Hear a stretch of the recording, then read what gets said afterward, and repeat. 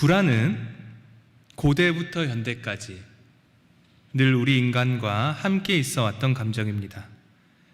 그래서 이 불안에 대해 여러 분야에서 정의를 했습니다. 예를 들어 철학에서는, 특히 실존주의에서는 이 불안을 인간의 근본적인 모순에서 발생하는 정신현상이라고 정의를 합니다. 예를 들어 우리 인간은 영원히 행복하게 살고 싶어 합니다. 다 그러시죠? 영원히 행복하게 살고 싶어 합니다. 하지만 현실은 슬픔을 겪을 수밖에 없고 언젠가는 죽음을 받아들여야만 하는 존재입니다. 모순이죠. 거기서 인간의 불안이 생겨난다라고 합니다. 그리고 또 반면에 심리학이나 신경생리학에서는 이 불안을 생존에 꼭 필요한 중요한 감정이라고 합니다. 예를 들어 위험한 상황에서는 불안을 느껴야지만 위험에 대비할 수 있습니다. 불이 타고 있는데 위협을 느껴야지, 불안을 느껴야지만 내가 생존할 수 있겠죠. 즉 불안은 너무 심하지만 않으면 인간이 더 안전한 행동을 하도록 만드는 나름 긍정적인 감정입니다. 그렇다면 신앙의 측면에서는 어떨까요? 우리 믿는 자들에게 불안은 무엇인가? 그리고 우리 믿는 자들은 언제 불안을 느끼는가? 성경에서 가장 두드러진 불안 중 하나가 출애굽기에 나옵니다. 우리가 잘 아는 이야기입니다. 바로 금송아지 사건입니다. 이스라엘을 이끌던 모세가 하나님의 율법을 받으러 시내 산으로 올라갑니다. 그런데 백성들이 느끼기에 모세가 산에 올라가서 너무 오래도록 내려오지 않습니다. 즉 백성들의 눈에는 하나님을 대리하던 존재가 오래도록 보이지 않았던 것입니다. 하나님은 어차피 안 보이니까 어쩔 수 없고, 그러면 눈에 보이는 하나님을 대리하는 그 모세가 내 눈앞에 있어야 하는데 눈앞에 없는 겁니다. 그러자 이스라엘은 불안을 느끼고 눈으로 볼 수 있는 금송아지를 만듭니다. 그리고는 이렇게 외칩니다. 이것은 우리를 애굽 땅에서 인도하여 낸 우리의 신이로다. 눈으로 보고 안심하는 이스라엘입니다. 여러분, 이처럼 우리 신앙인들은 뭔가 보이면 안심을 하고 흐릿하거나 보이지 않으면 불안해합니다. 결국 핵심은 우리가 하나님을 인식하고 있느냐 아니면 인식하고 있지 않느냐입니다. 그래서 오늘은 하나님에 대한 인식에 관해 다뤄볼 건데요, 과연 우리의 불안을 없앨 수 있을지 한번 살펴보도록 하겠습니다. 우리 로마서 1장 20절을 다 같이 한번 읽어보겠습니다. 1장 20절입니다. 시작. 창세로부터 그의 보이지 아니하는 것들 곧 그의 영원하신 능력과 신성이 그가 만드신 만물에 분명히 보여 알려졌나니 그러므로 그들이 핑계하지 못할지니라. 아멘. 가장 보편적으로 우리 인간은 자연을 바라보면서 하나님이 있다는 것을 깨닫게 됩니다. 여러분, 이제까지 한번 내가 봐왔던 풍경 중에 가장 좋았던 풍경을 한번 떠올려 보십시오. 그 풍경들을 볼 때 우리는 어떤 생각을 했습니까? 그것을 만드신 하나님을 떠올릴 수밖에 없습니다. 와, 하나님이 정말 계시는구나, 이렇게 느낄 수밖에 없는 겁니다. 그래서 분명 오늘 말씀대로 우리는 하나님의 능력과 신성이 그가 만드신 만물에 담겨 있음을 고백하지 않을 수 없는 겁니다. 그러면 우리는 자연 만물에 하나님의 모습이 담겨져 있으니까 자연만 관찰하면 될까? 그렇지는 않습니다. 자연에 하나님의 모습이 담겨 있기는 하지만 뭔가가 빠져 있습니다. 바로 나를 사랑하시는 하나님입니다. 나를 사랑하시는 하나님. 분명 자연을 보면 신의 권능이나 신의 엄청난 힘은 알 수 있습니다. 정말 하나님께서 힘이 있으시는구나, 능력이 있으시는구나. 하지만 그 자연에서 우리 인간을 너무나 사랑하셔서 스스로 십자가에 달리신 창조주의 모습이 보일까? 보이지 않습니다. 그래서 진정한 하나님에 대한 인식은 십자가에 달리신 예수님의 모습을 묵상하는 데서부터 시작이 됩니다. 그러면 십자가에 달리신 예수님의 모습을 묵상해야 하는데 그 모습이 어디에 나와 있습니까? 바로 우리가 들고 있는 성경에 나와 있습니다. 여러분, 결국 하나님을 나타내는 진짜 자료와 진짜 근거는 자연이 아니라 우리가 들고 있는 성경입니다. 이게 하나님에 대한 인식의 첫 걸음입니다. 그리고 두 번째 걸음입니다. 우리가 두 번째로 해야 할 질문은 이 하나님에 대한 인식을 누가 하는가입니다. 인식을 누가 하는가? 어이없는 질문처럼 들릴지 모르겠지만 이게 굉장히 중요한 지점입니다. 예를 들어 보겠습니다. 지금 여기 뭐가 있습니까? 펜이 있죠. 펜이 있습니다. 그러면 이 펜이 대상이고 이 펜을 인식하는 주체는 누굴까요? 바로 나입니다. 펜이 대상이고 펜을 인식하는 주체는 나입니다. 내가 인식하는 겁니다. 그럼 이 관계를 하나님과 나의 관계로 끌고 와 보겠습니다. 내가 하나님을 인식한다라고 할 때 인식의 대상은 누굽니까? 하나님이죠. 그럼 누가 인식합니까? 인식의 주체는 내가 됩니다. 그러면 내가 하나님을 인식하는 것일까? 하나님을 인식하는 것은 내가 하는 거고, 그리고 내가 잘나면 잘날수록 하나님을 더 잘 인식할까? 결코 그렇지 않습니다. 반드시 명심하셔야 합니다. 하나님을 인식할 때 인식의 주체는 내가 아니라 하나님입니다. 기존의 인식과는 다른 겁니다. 하나님을 인식할 때는 인식의 주체가 내가 아니라 하나님이다. 하나님께서 우리의 마음을 감동시키시고 하나님께서 우리의 눈과 귀를 열어주시기 때문에 하나님을 알 수 있는 겁니다. 이에 대한 근거로 창세기 28장에 야곱의 꿈이 있습니다. 집에서 쫓겨난 야곱이 사람이 아무도 살지 않던 허벌판인 베델에서 잠이 듭니다. 그런데 그런 야곱에게 무려 하나님이 오십니다. 그래서 야곱은 사닥다리 환상을 보고 그 꿈에서 깨게 됩니다. 그러자 야곱이 뭐라고 말할까요? 우리 창세기 28장 16절을 다 같이 한번 읽어보겠습니다. 28장 16절입니다. 시작. 야곱이 잠이 깨어 이르되 여호와께서 과연 여기 계시거늘 내가 알지 못하였도다. 아멘. 여호와께서 과연 여기 계시거늘 내가 어떻게 했다? 알지 못하였도다. 여러분, 성경 어디에도 인간이 자신의 능력으로 하나님을 찾았다는 구절은 없습니다. 하나님, 제가 가겠습니다. 이게 아니라 하나님, 저에게 오십시오입니다. 내가 가겠나이다가 아니라 하나님, 저에게 오십시오입니다. 그런데 우리가 신앙생활을 할 때 종종 조급해할 때가 있습니다. 예를 들어 우리가 다 같이 교회에도 똑같이 다니고 똑같이 봉사를 하는데 저분만 보면 위축이 됩니다. 저분은 참 기도도 잘하시는 것 같고 신앙도 너무 좋으신 것 같고 하나님도 더 잘 느끼는 것 같습니다. 그런데 나는 솔직히 말해서 하나님이 있는지도 없는지도 잘 모르겠고 그닥 감동적이지도 않고 그저 그렇습니다. 그럴 때 이렇게 생각합니다. 내가 이상한가? 내가 잘못됐는가? 여러분, 정상입니다.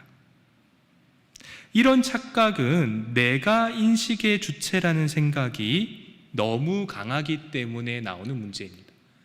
내가 뭔가를 해야지만 하나님을 알 수 있다는 착각을 하는 겁니다. 여러분, 하나님에 대한 인식의 주체는 내가 아니라 하나님입니다. 그래서 겸손하게 이 자리에 엎드려 있습니다. 기다리면 언젠가는 하나님께서 여러분께 오실 겁니다. 자, 그리고 이제 세 번째입니다. 자, 펜을 다시 한 번 더 보겠습니다. 이제 두 번째 나오는데요. 이 펜의 가치와 저의 가치 차이가 얼마나 날까요? 한번 가격으로 매겨 보시겠습니까? 이 펜의 가치와 저의 가치 얼마나 차이 날까요? 예를 들어 지금 여러분이 이 순간 펜과 저 둘 중 하나를 선택해야 한다라고 하면 무엇을 택하시겠습니까? 아무리 저를 미워하시는 분이라도, 아무리 저와 싸우신 분이라도 차마 이 펜을 선택하지는 못할 겁니다. 너무하잖아요. 저를 빼고 펜을 선택한다는 건. 왜 그렇습니까? 이 펜과 저의 질적인 차이는 넘을 수 없는 4차원의 벽이 있기 때문입니다. 제가 하루만 일해도 이 펜 가격은 할 수 있잖아요. 아무리 저를 미워하는 사람이라도 저를 택할 겁니다. 여러분, 그런데 이 펜과 나의 차이보다 하나님과 나의 차이가 더 큽니다. 나도 유한한 존재고 펜도 유한한 존재잖아요. 근데 하나님은 무한한 존재입니다. 유한과 유한의 차이보다 유한의 무한의 차이가 훨씬 더 큰 겁니다. 그런데 그런 무한하신 하나님께서 우리에게 어떻게 하셨을까요? 우리 잠시 요한복음의 말씀을 보겠습니다. 요한복음 1장 17절 중반에서 18절까지입니다. 제가 한번 읽어보겠습니다. 은혜와 진리는 예수 그리스도로 말미암아 온 것이라. 예수 그리스도로 말미암아 왔다. 은혜와 진리가. 왜 그럴까? 18절을 보십시오.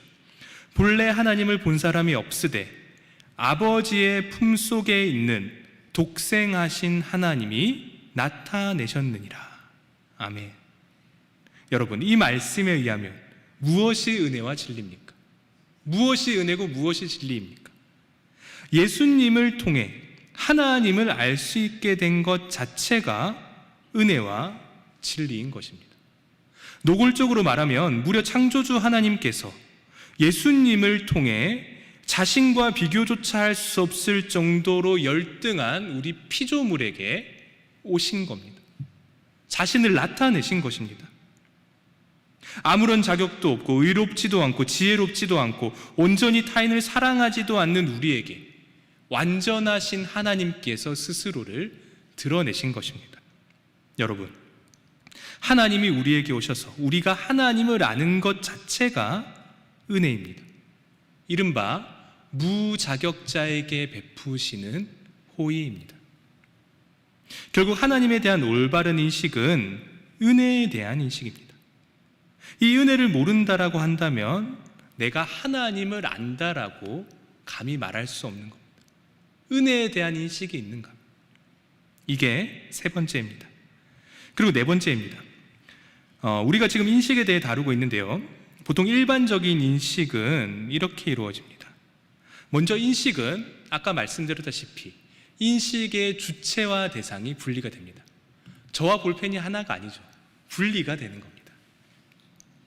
그리고 가능한 한 인식의 대상을 객관적으로 판단하는 것이 좋은 인식입니다.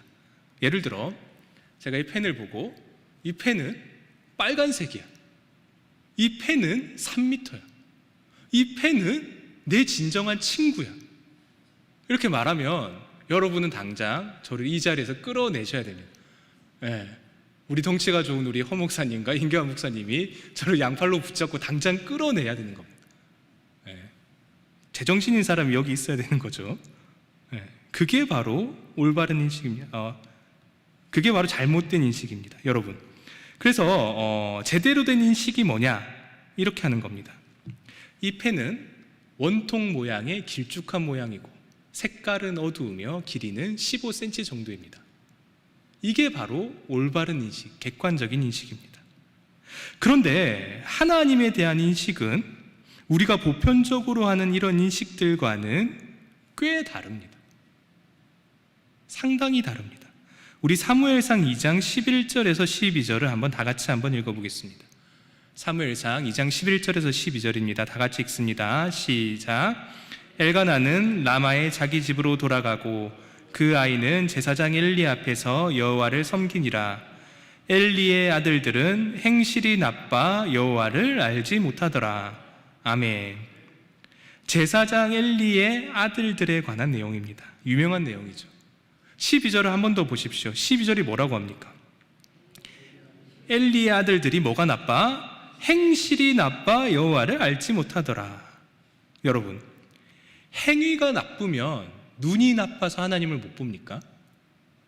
아니면 행실이 악하면 내 머리가 퇴보돼서 객관적으로 사물을 인지하지 못합니까? 아니죠. 만약 그렇다면 저는 천하의 악당입니다. 제가 눈이 정말 나쁘거든요. 네. 여러분, 방금 읽었던 본문에 나오는 엘리는 제사장입니다. 그리고 엘리의 아들들도 글을 읽어보시면 아버지의 뒤를 이어 제사장이 되는 존재들입니다. 그래서 이 본문을 현대적으로 해석을 하면 이렇게 됩니다. 목사님의 뒤를 이어 그 아들들이 신학교를 가서 목사가 됐는데 목사가 된 아들들이 하나님을 모르더라. 말이 됩니까? 아빠가 목사고 자기도 목사인데 어떻게 하나님을 모를 수가 있겠습니까? 그런데 성경은 단호하게 말합니다. 그들이 하나님을 알지 못했다. 왜 그럴까요? 이유는 여호와를 진정으로 알기 위해서는 하나님과 인격적인 관계를 맺어야 하기 때문입니다. 우리 사무엘상 2장 17절을 다 같이 한번 읽어보겠습니다. 2장 17절입니다. 시작. 이 소년들의 죄가 여호와 앞에 심히 크면 그들이 여호와의 제사를 멸시함이었더라. 아멘. 이 엘리의 아들들이 얼마나 하나님을 무시했으면 무려 여호와의 제사를 멸시합니다. 하나님과 이어질 수 있는 길이자 하나님이 직접 율법으로 주신 그 제사를, 그 위대한 제사를 멸시했다라고 합니다. 즉 하나님과 전혀 인격적인 관계가 형성되어 있지 않은 겁니다. 여러분, 진정한 암, 진정한 인식은 서로 간에 인격적인 관계가 형성되었을 때 비로소 생기는 것입니다. 자, 이제 잠시 정리해 보겠습니다. 첫째로, 하나님을 온전히 알기 위해서는 무엇을 봐야 합니까? 무엇이 증거입니까? 내 감정이 두근두근하면 그게 하나님일까? 아니면 뭔가 위대한 지식을 보면 그게 하나님일까? 아니면 뭔가 장엄한 자연을 보고 가슴이 웅장해지면 그게 온전한 하나님일까? 다 아닙니다. 부족한 인식들입니다. 정말 바르게 하나님을 인식하기 위한 올바른 자료 및 올바른 근거는 하나님의 말씀인 성경입니다. 이게 첫 번째입니다. 그리고 둘째로, 하나님에 대한 인식은 누가 하는 것입니까? 내가 하는 것이 아니라 하나님이 하신다. 내가 가는 게 아니라 하나님이 오시는 겁니다. 그리고 셋째로, 이 오시는 하나님에 대한 인식을 하는 순간, 하나님께서 우리에게 오시는 순간 우리는 하나님의 은혜를 깨달아야 합니다. 그 위대하신 분이 모자란 저희에게 오시는 거잖아요. 무자격자에게 베푸시는 호의입니다. 즉 은혜의 인식입니다. 그리고 그렇게 은혜로 다가온 하나님을 바르게 알기 위해서는 꾸준히 그분과 인격적인 관계를 맺어야 하는 것입니다. 예를 들어 엘리의 아들들처럼 예배를 무시하거나 하찮게 여기면 하나님을 온전히 알 수 없는 것입니다. 자, 그러면 이 네 가지만 알면 끝일까? 이게 최종 단계일까? 그렇지는 않습니다. 뭔가 빠진 게 있습니다. 우리 출애굽기 3장 2절을 보겠습니다. 3장 2절을 제가 한번 읽어보겠습니다. 여호와의 사자가 떨기나무 가운데로부터 나오는 불꽃 안에서 그에게 나타나시니라. 그가 보니 떨기나무에 불이 붙었으나 그 떨기나무가 사라지지 아니하는지라. 아멘. 그 유명한 모세가 불붙은 떨기나무에서 하나님을 만납니다. 무려 세상의 알파와 오메가인 창조주를 만난 겁니다. 위대한 사건이죠. 이 세상의 창조주를 직접 만난 겁니다. 그런데 이렇게 하나님을 만난 모세에게 어떤 일이 벌어질까요? 이 모세에게 뭔가 신과 접촉을 한 거잖아요. 모세가 어떤 경험을 할까? 우리 출애굽기 3장 7절에서 10절을 한번 교독해 보겠습니다. 너무 중요한 부분이거든요. 우리 7절에서 10절을 교독하겠습니다. 제가 먼저 읽겠습니다. 여호와께서 이르시되 내가 애굽에 있는 내 백성의 고통을 분명히 보고 그들이 그들의 감독자로 말미암아 부르짖음을 듣고 그 근심을 알고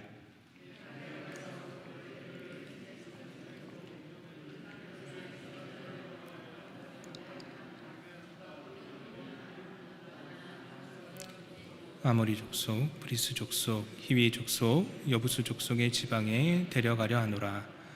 이제 가라. 이스라엘 자손의 부르짖음이 내게 달하고 애굽 사람이 그들을 괴롭히는 학대도 내가 보았으니 이제 내가 너를 바로에게 보내어 너에게 내 백성 이스라엘 자손을 애굽에서 인도하여 내게 하리라. 아멘. 여러분, 성경이 말하는 하나님에 대한 참된 인식은 하나님의 역사를 위하여 부르심을 받는 일과 결부되어 있습니다. 즉, 하나님에 대한 인식은 하나님의 부르심입니다.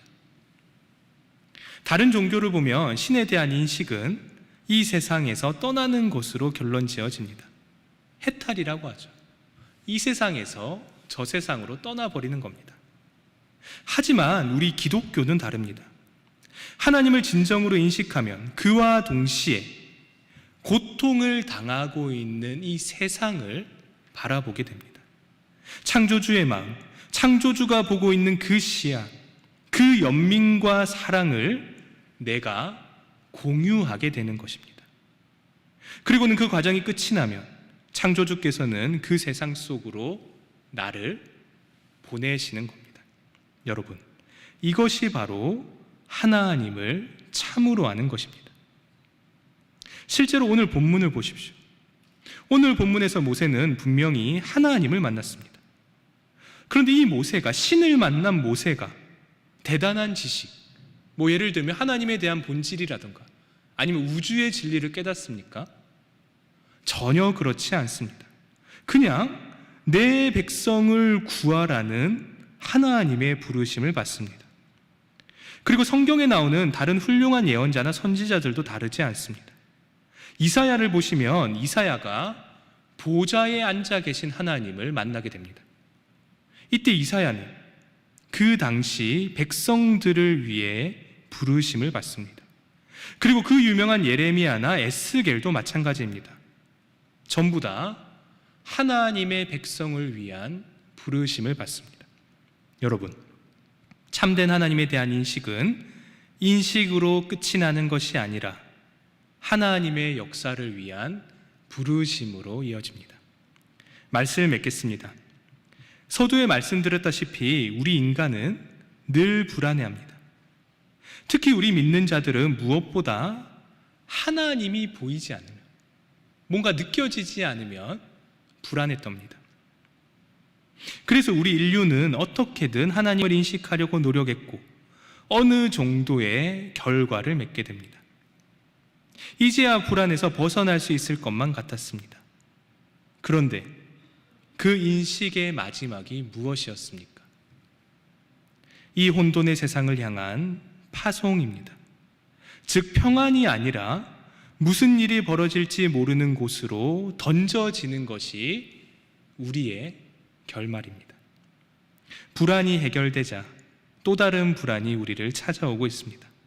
하지만 여러분, 이 마지막 불안은 주님의 부르심이기에 기대가 있는 불안이요, 보이지는 않지만 확실한 불안이며 동시에 하나님과 함께하기에 즐거운 불안입니다. 제발 즐거운 불안의 자리까지 도달하여 그 불안의 길로 과감히 한 발 내딛는 우리 모두가 되길 진심으로 소망합니다. 이 시간 오늘 주신 말씀으로 함께 기도하겠습니다.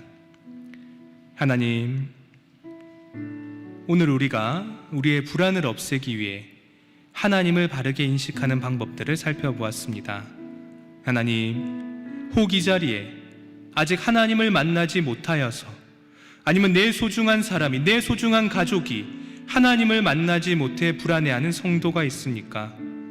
그들의 불만을 품어주시고 겸손히 하나님의 섭리와 하나님의 때를 기다리는 인내를 그들에게 선물하여 주시옵소서. 그리고 하나님, 무엇보다 우리가 날마다 하나님과 인격적인 관계를 쌓아갈 수 있도록 하여 주시옵소서. 늘 하나님의 것들을 소중히 여길 수 있도록 하여 주시고, 결국은 하나님께서 소명을 주실 때 결단할 수 있는 우리가 될 수 있도록 저희를 도와주시옵소서.